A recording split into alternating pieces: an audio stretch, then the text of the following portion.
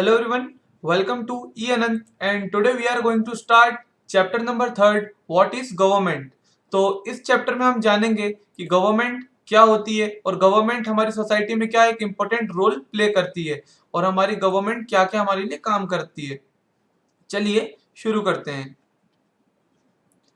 जैसा कि यहाँ पे बताया है कि every country needs a government to make decisions and get things done. हर कंट्री में गवर्नमेंट इसलिए चाहिए ताकि उस कंट्री के डिसीजंस लिए जा सके और वहां का काम करवाया जा सके। These can be decisions about where to build roads and schools or how to reduce the price of onions when they get too expensive or ways to increase the supply of electricity। तो यहाँ पे बस examples में बताया, चाहे वो कैसा भी डिसीजन हो, या तो आपको रोड बनानी है, आपको स्कूल बनाने हैं, यहाँ तक कि अगर आपको प्याज के भाव भी कम कराने हैं तो ये डिसीजन भी कौन लेगी? गवर्नमेंट लेगी, चाहे वो कैसा भी डिसीजन हो। और या आपको इलेक्ट्रिसिटी की सप्लाई बढ़वानी है तो ये सारे डिसीजन गवर्नमेंट लेती है। The government also takes action on many social issues. हमारी जो गवर्नमेंट होती है वो बहुत सारे सामाजिक जो प्रॉब्लम्स होती हैं, जो सामाजिक समस्याएं होती हैं, उस पर भी क्या करती है? एक्शन लेती है। For example it has several programmes to help the poor. जैसे कि गरीबों के लिए, उनको मदद करने के लिए हमारी गवर्नमेंट बहुत सारे प्रोग्राम्स चलाती है। It does other important things such as running postal and railway services। जैसा कि आप सभी जानते हैं कि हमारे देश में जो रेलवे सर्विसेज चल रही हैं, ठीक है, जो हम आज एक जगह से दूसरी जगह जाते हैं, जिन रेलवेज का हम यूज करते हैं, ये सब गवर्नमेंट के अंडर में आता है, ठीक है। और जो हम पोस्टल सर्विस का यूज करते हैं, जैसे कि हमने एक लेटर लिखा, अब वो लेटर हमको किसी दूसरी स्टेट में पहुंचाना है, तो क्या होगा? With the help of postal service, जहां हमें उस लेटर को पहुंचाना है, हम पहुंचा देंगे। तो ये जो डिपार्टमेंट है, जो पोस्ट ऑफिस वाला जो डिपार्टमेंट रहता है, ये पूरा डिपार्टमेंट भी गवर्नमेंट के अंडर है। The government also has the job of protecting the boundaries of the country and maintaining peaceful relation with other countries. तो हमारी गवर्नमेंट का क्या काम है? हमारी गवर्नमेंट का काम है कि वो हमारे देश की जो बाउंड्री, हमारे देश की जो सरहद है, उसकी क्या करे? सुरक्षा करे। और एक काम और हमारी गवर्नमेंट करती है, हमारे आसपास में जो दूसरे देश हैं, जो दूसरी कंट्रीज है, उनके साथ अच्छा और शांतिपूर्वक हमको रिलेशन बना के रखना रहता है, ये भी हमारी गवर्नमेंट करती है। It is responsible for ensuring that all its citizens have enough to eat and we have good health facilities. और ये भी हमारी गवर्नमेंट क्या करती है? इंश्योर करती है कि उसके जो सिटीजन है उनको खाने के लिए पूरी व्यवस्था हो और उनकी हेल्थ के लिए भी क्या हो? बहुत तरह तरह की फैसिलिटीज हो। फॉर एग्जाम्पल उनको हॉस्पिटल्स की फैसिलिटीज बहुत जरूरी होती है। When there are natural disasters like the tsunami or an earthquake, it is the government that mainly organize aid। यहाँ पे ये बताया जा रहा है कि जब भी कोई नेचुरल डिजास्टर आ जाता है, जैसे कि मान लीजिए सुनामी आ जाए या फिर मान लीजिए अर्थक्वेक मतलब भूकंप आ जाए, तो जो हमारी गवर्नमेंट ही होती है वही क्या करती है? हम लोगों को मदद पहुंचाती है। And assistance for the affected people, और जो भी उससे प्रभावित लोग होते हैं उनको मदद पहुंचाती है। If there is a dispute or someone has committed a crime, you find people in a court।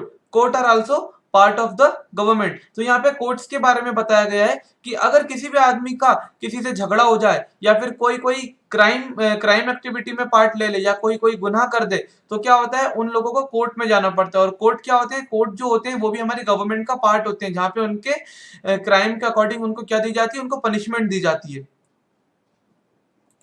Perhaps you are wondering how government manage to do all this। और आप सोच रहे होंगे कि ये गवर्नमेंट इतना सारा काम कैसे करती है, and why it is necessary for them to do so। और ऐसा उनके लिए जरूरी भी क्यों है सब करना?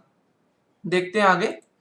When human beings live and work together, there needs to be some amount of organization so that decisions can be made। यहाँ पे ये बता रहा है कि जो ह्यूमन बींग्स होते हैं, जब वो एक साथ रहते हैं या फिर जब एक साथ काम करते हैं, तो यहाँ उनके आसपास क्या होना चाहिए? कुछ ऑर्गेनाइजेशन होना चाहिए जो कि क्या करे? जो उनके लिए क्या ले? डिसीजन को ले। जैसे कि यहाँ पे आपको इस पिक्चर में दिख रहा है, in this picture this is our Supreme Court, है ना। और यहाँ नीचे लिखा है कि some example of institutions that are part of the government, the Supreme Court, the Indian Railways and Bharat Petroleum. तो ये जो सुप्रीम कोर्ट है ये भी हमारी गवर्नमेंट की एक इंस्टीट्यूशन है, और ये जो इंडियन रेलवेज है ये भी हमारी गवर्नमेंट का एक इंस्टीट्यूशन है, भारत पेट्रोलियम भी हमारी गवर्नमेंट का एक इंस्टीट्यूशन है। Some rules have to be made that apply to everyone, और कुछ रूल्स तो बनाने ही पड़ते हैं जो सभी के लिए लागू हो। For example, there is a need to control resources and protect the territory of a country so people can feel secure। जैसे कि यहाँ पे एग्जाम्पल में बताया कि हमारे को एक चीज की जरूरत है कि हम अपने रिसोर्सेज को क्या करें, हम अपने रिसोर्सेज जो हमारे साधन है, जो हमारे देश के हमारी कंट्री के जो भी रिसोर्सेज साधन होते हैं उनको हमें कंट्रोल करना चाहिए।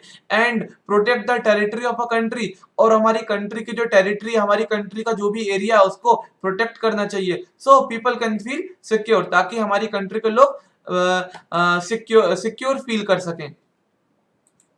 Governments do this on behalf of their people by exercising leadership, taking decisions and implementing these among all the people living in their territory. अब गवर्नमेंट क्या करती है, हम लोगों के बिहाफ में, हम पीपल लोगों के बिहाफ में लीडरशिप निभाती है और तरह तरह के डिसीजंस लेती है। उन डिसीजंस को इम्प्लीमेंट किया जाता है ताकि हम सब अपनी सोसाइटी में बहुत अच्छे से रह सकें।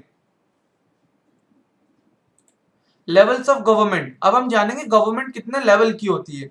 सो government is responsible for so many different things. Can you think of how it manages to do all this. जैसा कि हमने अभी तक पढ़ा कि गवर्नमेंट तो बहुत तरह तरह के काम करती है, लेकिन ये गवर्नमेंट इतने तरह तरह के जो काम करती है उनको मैनेज कैसे करती होगी, इसके बारे में आइए जानते हैं। So the government works at different levels. हमारी जो गवर्नमेंट है वो डिफरेंट डिफरेंट लेवल्स पे काम करती है। At the local level, eight the level of the state and at the national level. सबसे पहला जो हमारी गवर्नमेंट का लेवल है वो लोकल लेवल पे काम करता है। लोकल लेवल मतलब मान लीजिए आप किसी गांव में रहते हैं, तो आपके गांव में जो भी एडमिनिस्ट्रेशन को देखना है वो हमारी गवर्नमेंट ही देखती है ना, तो वो लोकल लेवल पे देखती है। And at the level of the state मतलब जिस स्टेट में आप रहते हैं, for example if we are living in Maharashtra, तो हमारे महाराष्ट्र का जो भी काम करती है वो भी गवर्नमेंट करती है। And at the national level, और पूरे कंट्री के लेवल पे भी हमारी गवर्नमेंट काम करती है। The local level means in your village, town और लोकेलिटी, जैसा कि अभी हमने जाना। And the state level would mean that which covers an entire state, for example like Haryana और Assam. And the national level relates to the entire country. जो national level होता है वो पूरी कंट्री पे लागू किया जाता है। Later in this book, you will read about how local level government functions। अब आगे इसी बुक में हम पढ़ेंगे कि जो लोकल लेवल गवर्नमेंट होती है, जो कि हमारी बुक में एक चैप्टर भी है, और उसमें हम ये जानेंगे कि जो लोकल लेवल में जो गवर्नमेंट होती है वो काम कैसे करती है। And when you go into the next few classes you will learn about government functions at the state and centre level. और जब हम आगे की क्लासेस में जब जाएंगे तो हम गवर्नमेंट के तरह तरह के फंक्शन देखेंगे जो वो स्टेट और सेंट्रल लेवल पे करती है। यहाँ पे सेंट्रल लेवल का मतलब नेशनल लेवल से ही है।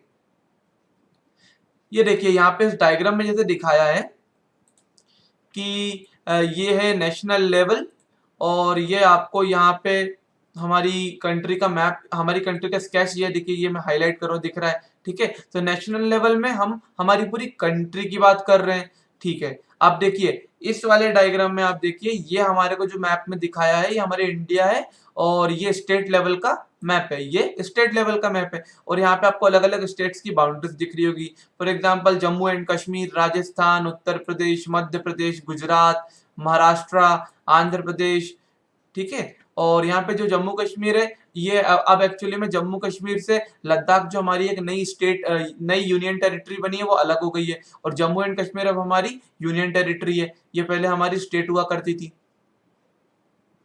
आगे बढ़ते हैं और देखिए डिस्ट्रिक्ट लेवल पे देखिए हमारे इंडिया में कितने सारे छोटे छोटे सेक्शंस आपको दिख रहे हैं। ये देखिए ये एक सेक्शन आपको देखने को मिलेगा, और यहाँ कई सारे आपको सेक्शंस देखने को मिल रहे हैं। ये छोटी छोटी डिस्ट्रिक्ट में हमारी गवर्नमेंट क्या करती है, जो काम करती है, तो बांट दिया जाता है कि ये डिस्ट्रिक्ट का काम यहाँ होगा, इस डिस्ट्रिक्ट के लिए हम लोग यहाँ पे बात करते हैं। तो इस तरीके से हमारी जो गवर्नमेंट है वो अलग अलग लेवल पे काम करती है। आगे बढ़ते हैं। Now this is very important, laws and the government. Laws means कानून, और हमारी गवर्नमेंट, गवर्नमेंट मीन्स हमारी सरकार। अब यहाँ पे रेड में आपको बहुत इंपॉर्टेंट गवर्नमेंट के बारे में चीज बताई गई है। The government makes laws and everyone who lives in the country has to follow this is the only way government can function। यहाँ पे ये बताया गया है कि गवर्नमेंट जो भी कानून बनाती है, कंट्री में रहने वाले हर एक आदमी को उन कानून को फॉलो करना पड़ेगा, उन कानून का सम्मान करना पड़ेगा। And this is the only way, और यही एकमात्र ऐसा तरीका है जिससे गवर्नमेंट क्या कर सकती है, अपना काम कर सकती है। Just like the government has the power to make decisions, similarly it has the power to enforce its decision. यहाँ पे जैसा कि बताया कि गवर्नमेंट जिस तरीके से डिसीजन लेती है, तो डिसीजन लेने की पावर के साथ साथ गवर्नमेंट को एक पावर और है, और वो ये है कि वो डिसीजंस को इन्फोर्स भी करती है। मतलब वो हमको बिल्कुल उस डिसीजन को फॉलो करने के लिए क्या करती है, रेडी करवा देती है। For example, there is a law that says that all person driving a motor vehicle must have a licence. जैसा कि आप सभी जानते हैं, एक हमारा कानून है जिसमें यह बोला गया कि जो भी व्यक्ति मोटर व्हीकल चलाएगा उसको उसके पास उसका लाइसेंस होना बहुत जरूरी है। Any person caught driving a vehicle without a licence can either be jailed or fined a large sum of money. और कोई भी अगर बिना लाइसेंस के मिलेगा तो उसको जेल तक जाना पड़ सकता है या फिर उसको बहुत ज्यादा अमाउंट का फाइन देना पड़ेगा। Without these laws, the government power to make decision is not much use। और इन सब laws के बिना तो without these laws the government's power to make decisions is not much use। मतलब अगर गवर्नमेंट डिसीजंस तो बना दे, गवर्नमेंट डिसीजंस ले ले और गवर्नमेंट लॉस भी बना दे, ठीक है, लेकिन अगर कोई उसे फॉलो ही नहीं करेगा तो फिर मतलब क्या रहेगा उसे लॉ को बनाने का। इसलिए हमारी गवर्नमेंट क्या करती है, अगर हम किसी लॉ को ब्रेक करते हैं तो हमको पनिशमेंट दी जाती है। In addition to any actions that government can take, there are also steps that people can take if they feel that a particular law is not being followed। जिस तरीके से गवर्नमेंट जब कोई लॉ कोई follow नहीं करता है तो एक्शन लेती है, मतलब उसके ऊपर कार्रवाई की जाती है। उसी तरह अगर किसी व्यक्ति को हमारे देश में लगता है कि किसी लॉ का क्या हो रहा है, किसी लॉ को, जैसे कोई आदमी किसी लॉ का क्या कर रहा है, अपमान किया जा रहा है, उस लॉ को माना ही नहीं जा रहा है, उस कानून को एक्सेप्ट ही नहीं किया जा रहा है, तो आप क्या कर सकते हैं, आप कोर्ट में जाके उसके प्रति क्या कर सकते हैं, अपील कर सकते हैं। And if a person feels, for example, that they were not hired for a job because of their religion or caste, he or she may approach the court and claim that the law is not being followed। और यहाँ पे ये बताया गया कि अगर मान लीजिए कोई पर्सन है और वो उसको ऐसा लगता है कि उसको जॉब नहीं मिलती है, और क्यों, क्योंकि उसका रिलीजन अलग है, क्योंकि उसकी कास्ट अलग है, तो वो कहाँ जा सकता है, वो कोर्ट जा सकता है और क्लेम कर सकता है कि उसके लिए that the law is not being followed, कि जो कानून है उसको फॉलो किया नहीं जा रहा है। क्योंकि हमारे कानून में ये क्लियर बोल दिया गया है कि हमको सबको इक्वली ट्रीट करना है। There is no such caste system and there is no division on the basis of religion. The court can then give orders about what should be done. और उसके बाद जो हमारी कोर्ट होती है वो क्या करेगी, वो ऑर्डर देगी कि अब क्या करना चाहिए। अब हम देखेंगे types of government. Who gives the government this power to make decisions and enforce laws? तो यहाँ पे यही क्वेश्चन पूछा गया है कि गवर्नमेंट को ये पावर देता कौन है कि वो तरह तरह के डिसीजंस ले, वो तरह तरह के कानून या लॉस को बना दिया जाए। फिर the answer to this question depends on the type of government there is in a country. तो इसका जो आंसर है वो किसी भी कंट्री में किस तरह की गवर्नमेंट है उसके ऊपर डिपेंड करता है। जैसे कि in a democracy it is the people who give the government this power. जैसा कि यहाँ पे बताया है, अगर कोई कंट्री में डेमोक्रेसी है, अगर कोई कंट्री में लोकतंत्र है ना, तो यहाँ पे जो लोग होते हैं वही अपनी गवर्नमेंट को पावर देते हैं। And they do this through elections in which they vote for particular persons and elect them। और वो पावर कैसे देते हैं गवर्नमेंट को, जब हमारी कंट्री में इलेक्शंस होते हैं, जब हमारी कंट्री में चुनाव होते हैं, तो क्या करते हैं, पर्टिकुलर पर्सन को लोग वोट देते हैं और उनको इलेक्ट करते हैं। And once elected these persons form the government. तो जितने भी पर्सन उन इलेक्शन में इलेक्ट होते हैं वो मिलकर अपनी गवर्नमेंट बना लेते हैं। In a democracy, the government has to explain its action and defend its decision to the people। और डेमोक्रेटिक कंट्रीज, जो कंट्री लोकतांत्रिक कंट्रीज होती हैं, उनमें क्या होता है, गवर्नमेंट को अपने हर एक काम का क्या देना पड़ता है, जस्टिफिकेशन देना पड़ता है कि उनने ऐसा क्यों किया, और उनको अपने सारे डिसीजंस को जो वो लेते हैं वो लोगों को बताना पड़ता है कि ऐसा डिसीजन क्यों लिया गया। And another form of government is a monarchy, है ना। द मोनार्च, जिसको हम मोनार्च में यहाँ पे ब्रैकेट में बताया किंग और क्वीन, मतलब ऐसी कोई भी कंट्री जहाँ पे गवर्नमेंट ना हो के क्या हो, मोनार्च हो। और मोनार्च का मतलब होता है राजा या रानी, ये दोनों मिलकर उस कंट्री को क्या कर रहे हैं, रूल कर रहे हैं। Has the power to make decisions and run the government, मतलब किसी भी कंट्री में अगर राजा या रानी ही डिसीजन लेता है और अपनी गवर्नमेंट या सरकार को चलाता है, तो ऐसी कंट्री को डेमोक्रेटिक कंट्री ना बोल के मोनार्की बोला जाता है, मोनार्की या फिर monarchy. And the monarch may have a small group of people to discuss matters with, but the final decision making power remains with the monarch। और मोनार्ची जो होती है उसमें क्या होता है कि स्मॉल ग्रुप तो लोगों के वहां पे भी होते हैं जो कि किसी पर्टिकुलर मैटर को, किसी पर्टिकुलर टॉपिक पे डिस्कशन करते हैं, लेकिन फिर भी जो फाइनल डिसीजन लिया जाता है वो किसके हाथों में होता है, वो मोनार्क के हाथ में होता है। मोनार्क मींस या तो उस कंट्री के राजा के हाथ में होगा या रानी के हाथ में होगा। And unlike in a democracy, kings and queens do not have to explain their actions or defend to the decisions they take। और जैसा कि डेमोक्रेसी में तो गवर्नमेंट को अपने लिए गए हर एक फैसले का अपने देश की जनता को जवाब देना पड़ता है, लेकिन मोनार्की जैसी जो कंट्रीज होती है, जिन कंट्री में मोनार्की रहती है, वहां पे चाहे वो कोई भी डिसीजन ले, आप उनको किसी को जवाब नहीं देना पड़ता। ये यहाँ पे बताया गया है कि ये एक किंग की फोटो दी है ना, तो इनका जो भी जहां पे भी इनने कभी रूल किया होगा वो इनकी मोनार्की होगी। अब आगे हम बात करते हैं डेमोक्रेटिक गवर्नमेंट्स की, क्योंकि हमारी कंट्री इंडिया एक डेमोक्रेटिक कंट्री है, इसलिए we are focusing on democratic governments. So India is a democracy. हमारी जो इंडिया है वहां पे आपको क्या देखने को मिलेगी, डेमोक्रेसी, लोकतंत्र। मतलब यहाँ पे जो लोग होते हैं वही अपनी पसंद का नेता चुनते हैं जो उनकी गवर्नमेंट को चलाता है। This achievement is the result of a long and eventful struggle of the Indian people। और ये जो अचीवमेंट हमको मिला है हमारी कंट्री में डेमोक्रेसी लाने का, ये बहुत लंबे इंतजार के बाद और बहुत लंबे संघर्ष के बाद मिला है। क्योंकि हमने क्या किया था, हमने अंग्रेजों को हमारे देश से बड़ी मेहनत के बाद बाहर निकाला था। And there are other places in the world where people have also struggled to have democracies। और जिस तरीके से हमारे इंडिया में हमने डेमोक्रेसी लाई, अंग्रेजों को भगाया, उसी प्रकार हमारी इस दुनिया में बहुत सारी ऐसी कंट्रीज है जहां पे लोगों ने क्या किया, बहुत स्ट्रगल किया, बहुत संघर्ष किया, सिर्फ किसके लिए, कि उनके देश में डेमोक्रेसी आए, मतलब उनके देश में जनता का राज आए। You know that the main feature of a democracy is that the people have the power to elect their leaders। और जो डेमोक्रेसी होती है उसका सबसे बड़ा बेनिफिट क्या होता है कि उस कंट्री के जो लोग होते हैं उनके पास क्या होती है, पावर होती है कि वो अपने लीडर को अपनी मनमर्जी से पसंद कर पाए, चूज कर पाए। So in a sense democracy is a rule by the people. तो देखा जाए तो डेमोक्रेसी में जो रूल है वो एक्चुअली उस देश की जनता का ही रूल होता है, क्योंकि उस देश की जनता ही जो होती है वही क्या करती है, अपने लीडर्स को चुनती है, प्राइम मिनिस्टर को चुनती है। In case of our country India, the basic idea is that people rule themselves by participating in the making of these rules. और बेसिक आइडिया यही है कि जो लोग होते हैं वो पार्टिसिपेट कर लेते हैं। कैसे, क्योंकि उन्हीं ने अपने लीडर को चुना है, तो उनका लीडर जो भी करेगा मतलब वो सब उसमें राजी होंगे। The basic idea is that people rule themselves by participating in the making of these rules।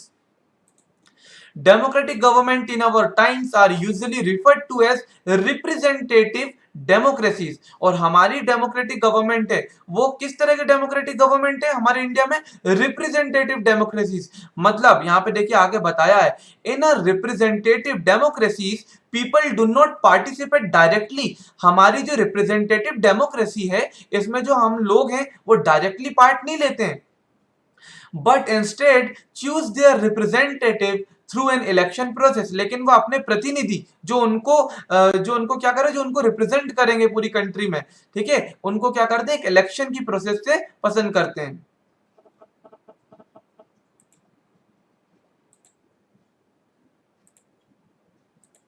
These representatives meet and make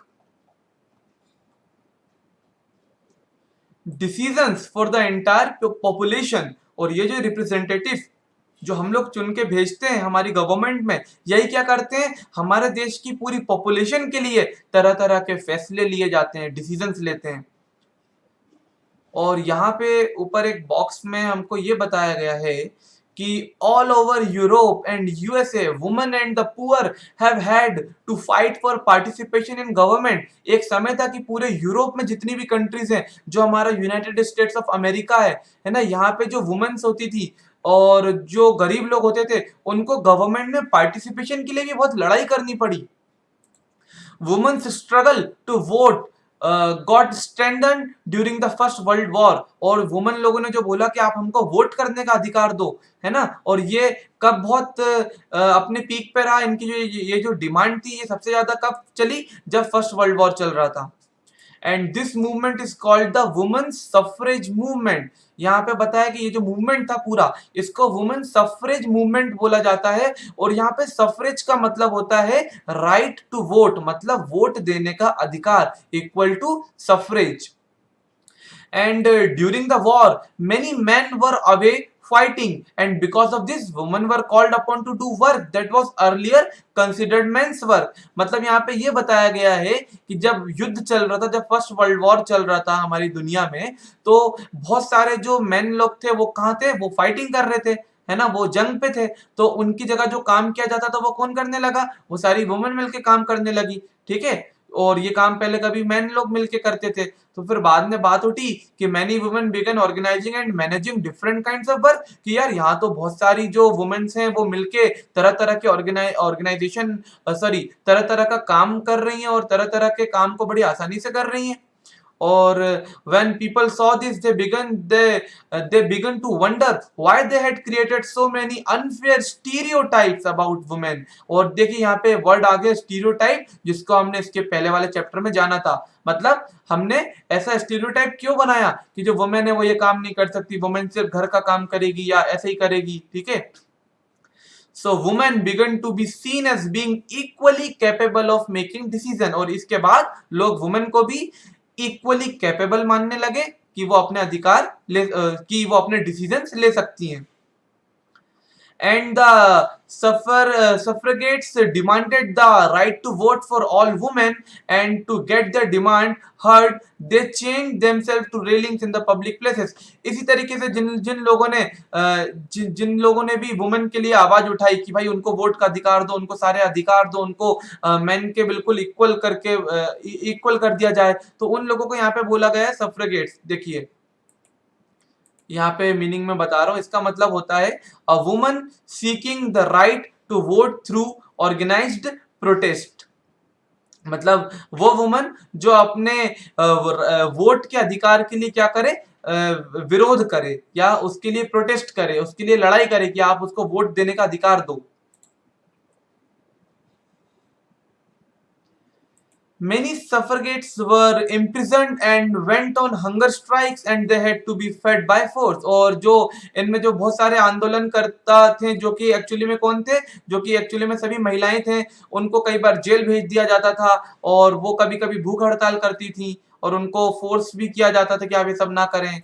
American women got the right to vote in 1920। और अमेरिका की जो महिलाएं हैं उनको सन 1920 1920 में जाके ये राइट दिया गया कि आप भी आपसे कंट्री में क्या करेंगे, वोट करेंगे। And while women in the UK, UK means United kingdom, got the vote on the same terms as men some years later in 1928। और यूके में भी महिलाओं को जैसे कि हर पुरुष को अधिकार होता था कि वो क्या करे, वोट करे, उनको अधिकार दिया गया, लेकिन थोड़ा लेट दिया गया, 1928 में 8 साल के बाद मिला। तो पहले अमेरिका में औरतों को अधिकार मिला वोट देने का, उसके बाद यूनाइटेड किंगडम में।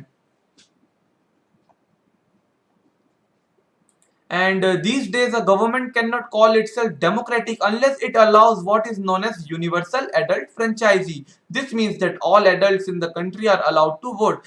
और यहाँ पे ये बताया गया कि कोई भी गवर्नमेंट अपने आप को डेमोक्रेटिक गवर्नमेंट तब तक नहीं बोल सकती जब तक उसकी कंट्री में, जब तक उसके देश में सभी लोगों को वोट देने का अधिकार ना हो। मतलब यूनिवर्सल एडल्ट फ्रेंचाइजी अगर किसी कंट्री में देखने को मिलेगी, मतलब अगर किसी कंट्री में सभी लोगों को, चाहे वो आदमी हो चाहे वो महिला हो, कोई भी, सबको वोट देने का जब अधिकार मिल जाएगा, उसी कंट्री को बोला जाएगा democratic country. But it was not always like this, लेकिन हमेशा से ऐसा नहीं हुआ करता था। Can you believe that there was a time when government did not allow women and the poor to participate in elections? क्योंकि एक बार ऐसा समय एक ऐसा समय हुआ करता था कि जो हमारी सरकार थी वो गरीब लोगों को और महिलाओं को वोट देने का अधिकार ही नहीं देती थी, उनको इलेक्शन में वोट ही नहीं देने दिया जाता था। In their earliest forms, government allowed only men and who owned property and were educated to vote। और शुरुआती दौर में तो क्या हुआ, गवर्नमेंट सिर्फ किनको वोट देने का अधिकार देती थी, जो कि पुरुष हो, और पुरुष में भी जिनके पास प्रॉपर्टी हो, जिनके पास जमीन हो, एंड जो पढ़े लिखे हो। This means that women, the poor, the property-less and the uneducated were not allowed to vote। मतलब इसका मतलब यही हुआ कि जो गरीब लोग हैं, जिनके पास जमीन नहीं है, जो अनपढ़ लोग हैं, जो पढ़े लिखे नहीं है, और जितनी भी महिलाएं हैं, उनको वोट देने का अधिकार ही नहीं था। And the country was governed by the rules and regulation that these few men made। और उस समय जो कंट्री होती थी वो उन्हीं नियमों पे चलती थी जो कि पुरुष लोग मिलकर बनाया करते थे। और यहाँ पे इस पिक्चर में देखिए हमें बताया जा रहा है कि जब वोटिंग कैसे होती है। ये वोटिंग ऑफिसर सब बैठे हुए हैं, और जो ये आदमी आपको दिख रहा है, इसने अपना वोट कास्ट कर दिया है, इसलिए इसके हाथ में एक निशान बनाया जा रहा है कि इस व्यक्ति ने अपना वोट दे दिया है। Voting in a rural area, a mark is put on the finger to make sure that a person cast only one vote, ताकि कोई अपने वोट का गलत उपयोग ना कर पाए, एक ही बार वोट कर पाए। And in India, before independence, only a small minority was allowed to vote, and they therefore came together to determine the fate of the majority। जैसे कि मान लीजिए हमारी कंट्री में जब पुराने टाइम की हम बात करें, इंडिपेंडेंस के पहले, आजादी के पहले की हम अगर बात करें, तो हमारी कंट्री में तो बहुत सारे लोग थे जिनको हम मेजोरिटी बोलते हैं, ठीक है। और लेकिन उन सब मेजोरिटी का जो किस्मत थी वो किसके हाथों में थी? बहुत छोटे से ग्रुप के हाथों में थी, जो पढ़ा लिखा था और जो जिनमें से पुरुष लोग देखने को मिलते थे। और ये इतने छोटे से माइनॉरिटी ग्रुप मिलके क्या करते थे, इतनी बड़ी मेजोरिटी के लिए क्या करते थे, गवर्नमेंट बनवाते थे और डिसीजंस लिया करते थे। And several people including Gandhi ji were shocked at the unfairness of this practice. और गांधी जी को भी ये जो तरीका था कि इतनी बड़ी कंट्री और वोट देने जा रहे हैं इतने से लोग, इतने सारे लोगों को वोट देने का मौका ही नहीं दिया जा रहा, इतने से लोग वोट दे रहे हो, पूरी कंट्री पे रूल्स एंड रेगुलेशन बना रहे हैं कंट्री के लिए। तो गांधी जी को ये चीज बहुत नापसंद हुई, और फिर यहाँ पे बताया है कि and demanded that all adults have the right to vote. और फिर उन्होंने डिमांड करी कि सभी जितने भी एडल्ट्स होते हैं उनको वोट देने का अधिकार हो, चाहे वो अमीर हो, चाहे गरीब हो, चाहे वो महिला हो, चाहे वो पुरुष हो, कोई भी हो, सबको वोट देने का राइट होना चाहिए। And this is known as universal adult franchise. यहाँ पे फिर से यूनिवर्सल एडल्ट फ्रेंचाइजी की बात करी है। यूनिवर्सल एडल्ट फ्रेंचाइजी का मतलब किसी एक कंट्री में अगर उस कंट्री में रहने वाले हर एक व्यक्ति को वोट देने का अधिकार है, चाहे वो पुरुष हो, चाहे वो महिला हो, तो वो कंट्री क्या होती है? उस कंट्री में हम कह सकते हैं कि in this country there is universal adult franchise. Then writing in the journal Young India, जो कि एक जनरल हुआ करता था 1931 में, गांधी जी ने कहा था कि I can not possibly bear the idea that a man who has got wealth should get the vote. मतलब गांधी जी ने बोला कि मैं बिल्कुल नहीं सह सकता कि जो आदमी के पास जमीन है सिर्फ वही वोट दे, और जिसके पास और यहाँ पे आगे बोलते हैं कि but a man who has got character but no wealth or literacy should have no vote। और यहाँ पे गांधी जी कहते हैं और जिस आदमी के पास क्या हो, कैरेक्टर हो, मतलब जो एक काफी प्रभावशाली व्यक्ति हो बस, और उसके पास जमीन ना होने के कारण या फिर उसका पढ़ा लिखा ना होने के कारण उसको वोट ना देने दिया जाए, ये भी मेरे को बिल्कुल पसंद नहीं है। और that a man who honestly works by the sweat of his bro day in day and out should not have the vote for the crime of being a poor man. और जो आदमी बड़ी मेहनत से दिन भर काम करता है ना, उसको उसके देश के लिए वोट देने से रोक दिया जाए, तो गांधी जी इसके खिलाफ थे। ठीक है, गांधी जी चाहते थे सबको वोट देने का अधिकार हो, चाहे गरीब हो, चाहे अमीर हो, चाहे पुरुष हो, चाहे महिला हो।